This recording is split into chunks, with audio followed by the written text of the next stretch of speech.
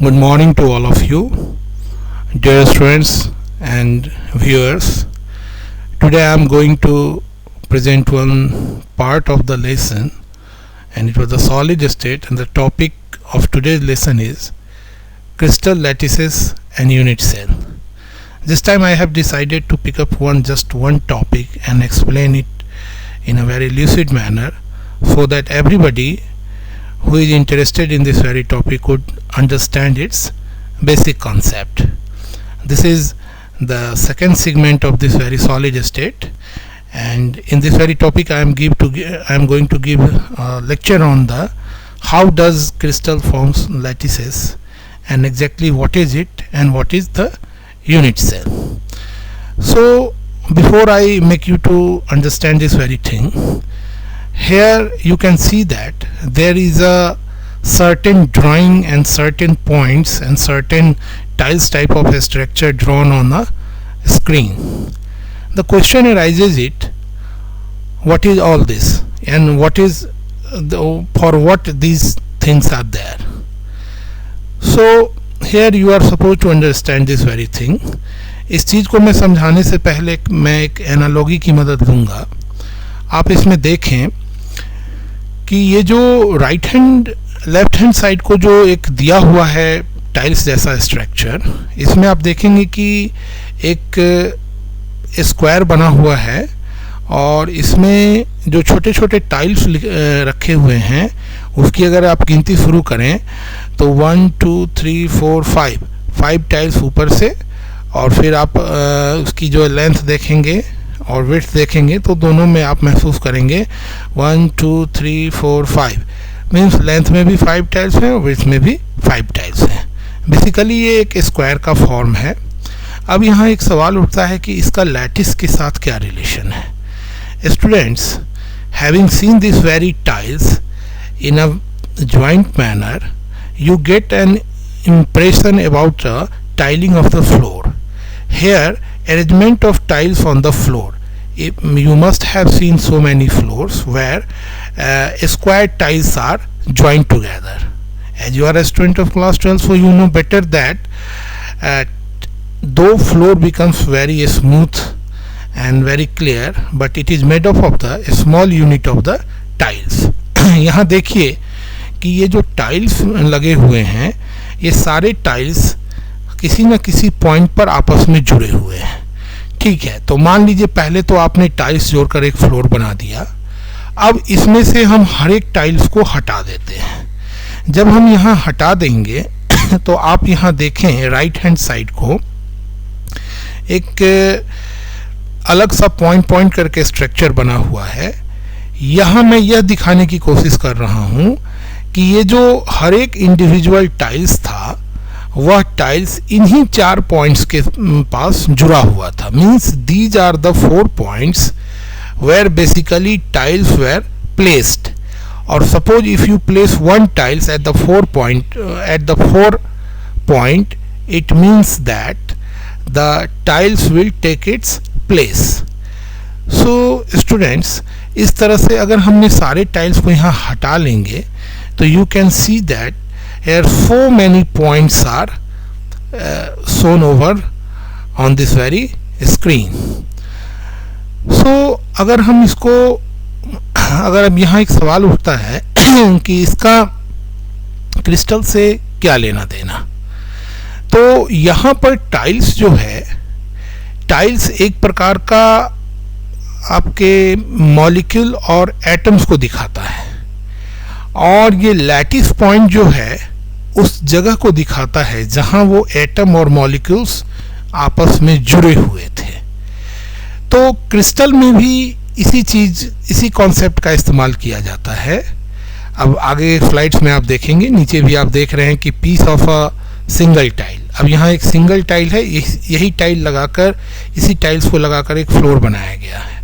तो ये आप देखेंगे कि ये जो पॉइंट्स हैं ये सारे पॉइंट्स लैटिस पॉइंट को डिनोट करते हैं, और ये वही पॉइंट है जहाँ पर टाइल्स के फॉर्म वाला, या यूँ कह लीजिए कि, और टाइल्स जो है एटम को डिनोट कर रहा है, मॉलिक्यूल को डिनोट कर रहा है.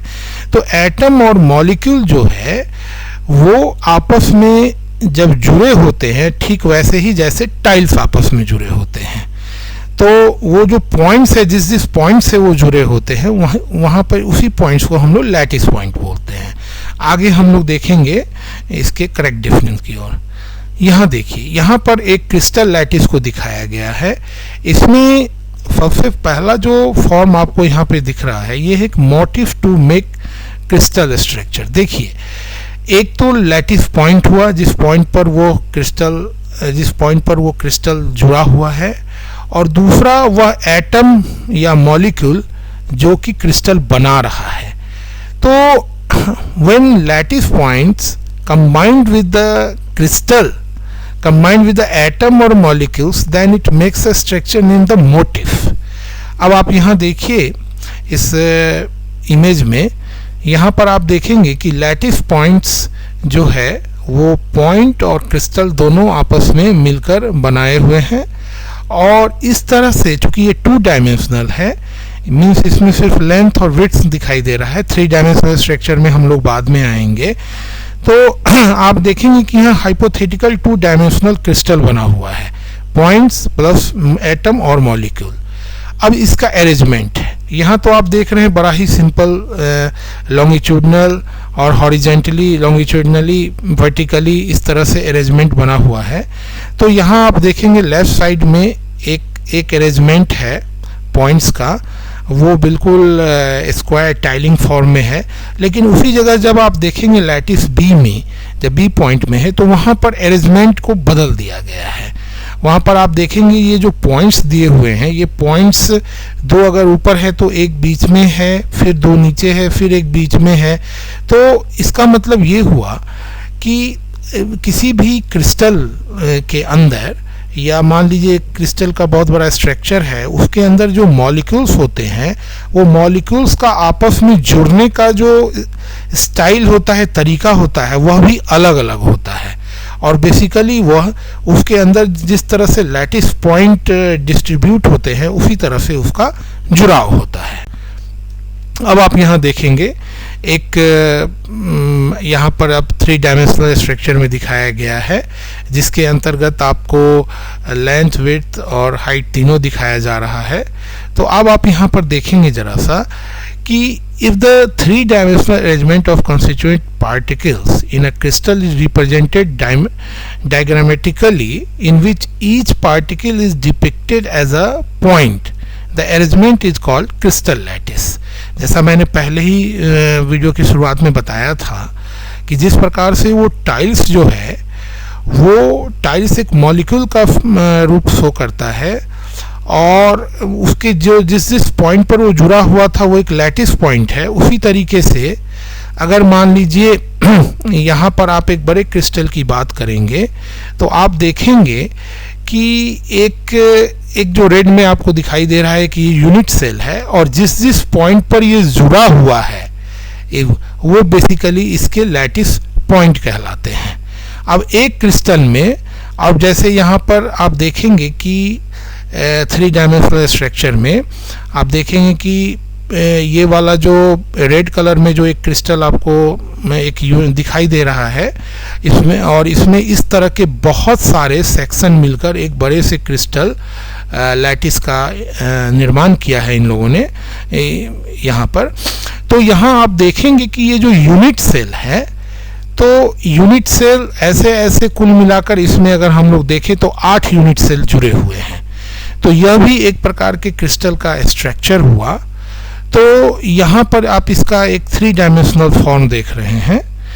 तो यहाँ देखेंगे कि following are the characteristic of a crystal lattice. Each point in the lattice is called lattice point और lattice site. Each point in crystal lattice represent one constituent particle which may be atom, a molecule और group of atom और ion. जैसा मैंने पहले भी आपको बताया था कि इसमें जो पॉइंट्स होते हैं, जो एटम या मॉलिक्यूल या ग्रुप ऑफ मॉलिक्यूल्स, ये कुछ भी हो सकता है।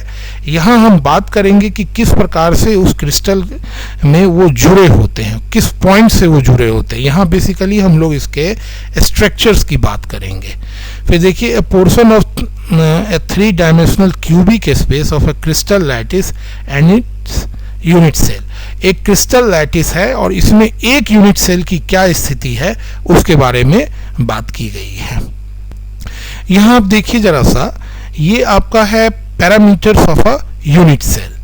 पैरामीटर ऑफ यूनिट सेल, जैसा कि आपने पिछले वीडियो में जस्ट थोड़ी देर पहले आपने देखा था कि उसमें एक क्यूबिक फॉर्म में एक यूनिट सेल जुड़ा हुआ था, लेकिन यहाँ यूनिट सेल के मेजरमेंट की भी बात करेंगे। जैसे ये थ्री डायमेंशनल स्ट्रक्चर है, तो थ्री डायमेंशनल स्ट्रक्चर में आपको मालूम है कि इसको तीन एंगल से दिखाना होता है, X axis, Y axis and Z axis. तो यहाँ पर हम लोग एक्सिस की जगह पर जो है यहाँ एजेस का इस्तेमाल हम लोग करते हैं। जैसे इसके एज हो गए, तो अब किसी एक पॉइंट को अगर हमें दिखाना है थ्री डायमेंशनल में, तो हम इनके मिनिमम तीन एजेस की तो बात करेंगे ही। तो ये उसी तरह से यहाँ दिखाया गया है। आप देखेंगे जो right hand left hand side को जो ये बना हुआ है क्यूबिक स्ट्रक्चर, तो इसमें जो पैरामीटर्स ऑफ यूनिट सेल है उसमें बताया गया है। जरा देखिए इसको, कि जैसे एक तरफ के एज को ए, दूसरे को बी और तीसरे को सी।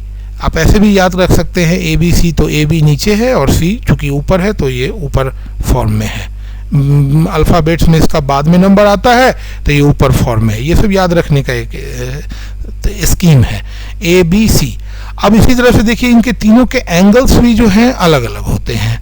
अब इसको याद रखने का एक दूसरा तरीका मैं आपको बता रहा हूँ। जैसे अभी हमने बताया ए बी सी, तो एक एज हो गया A, B for beta and C is the another edge, means there will be the beta angle between edge A and C। तो जब आपका पता चल गया ए बी सी, उसी तरीके से आप ए के बाद बी आता है, बीटा के बाद अल्फा आता है, तो आप बी अल्फा सी। उसी प्रकार से अब बच गया गामा, तो ए और बी के बीच में जो है एंगल जो बन रहा है वो ग्रीन कलर में आपको यहाँ दिख रहा है कि ये गामा के फॉर्म में है। तो इस तरह से आप देखेंगे कि ये जो एक यूनिट सेल है उसके एजेस के पैरामीटर्स क्या होते हैं। तो यहाँ आप इस डायग्राम से भी बहुत क्लियर है कि its dimension along three axes A B C and these axes may और may not be mutually perpendicular. अब जैसे कभी मान लीजिए ये तो बिल्कुल क्यूबिक फॉर्म में है और बिल्कुल परपेंडिकुलर है, लेकिन अगर मान लीजिए थोड़ा रोम्बिक फॉर्म में हो गया, ट्राइस क्लिनिक फॉर्म में हो गया, जो हम लोग आगे पढ़ेंगे, तो उसमें आप देखेंगे कि एजेस तो होंगे लेकिन ज़रूरी नहीं है कि वो 100% 90 डिग्री का हो। तो ये सब हम लोग आगे के वीडियोस में देखेंगे। अब उसी तरीके से देखिए, जैसे angle between axes, alpha between B and C, जैसा मैंने आपको पहले ही बताया था, जो याद रखने का एक स्कीम है। बीटा बिटवीन ए एंड सी, तो इसको आप ए बी सी की तरह भी याद कर सकते हैं। Alpha between A and B. So this a unit cell is characterized by 6 parameter A B C, alpha, beta and gamma. These parameters of the typical unit cell are shown this in very picture that you have been already looking for। आप देख भी रहे हैं कि इसमें किस तरह से इसको डिपिक्ट किया गया है। तो स्टूडेंट्स, इस वीडियो को शॉर्ट में रखते हुए मैं इसको यहीं पे ख़त्म करने की आपसे इजाज़त चाहूँगा। और दूसरा है कि यहाँ पर जो हमने अभी आपसे डिस्कस किया वो बेसिकली जो है एक यूनिट सेल में किस प्रकार से उसके एजेज वगैरह होते हैं, किस प्रकार से lattice point, crystal lattice point crystal में होता है, इन सब की मैंने आपसे चर्चा की। अब जब नेक्स्ट स्लाइड होगा उसमें नेक्स्ट वीडियो में हम लोग चर्चा करेंगे कि यूनिट सेल जो है can be broadly divided into 2 category.